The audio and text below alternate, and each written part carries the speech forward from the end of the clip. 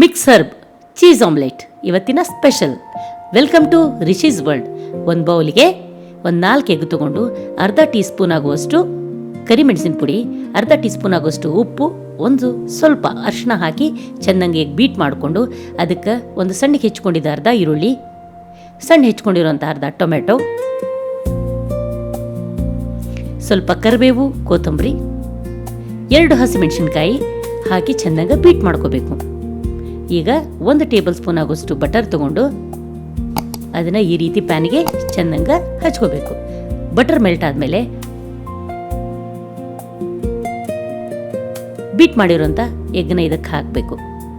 ನಂತರ ಅದನ್ನು ತಿರುಗಿಸಿ ಹಾಕಿ ಅದಕ್ಕೆ ಮೇಲೆ ಮೊಜರೆಲ್ಲಾ ಚೀಸ್ನ ತುರಿದು ಹಾಕಬೇಕು. ನೀವು ಬೇಕಾದರೆ ಬೇರೆ ಚೀಸ್ ತೊಗೊಂಡ್ರೂ ನಡೀತದ.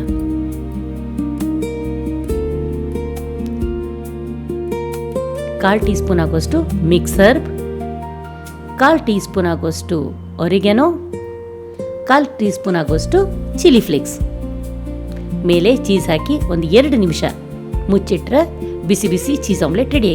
Please like, share, subscribe. Thank you.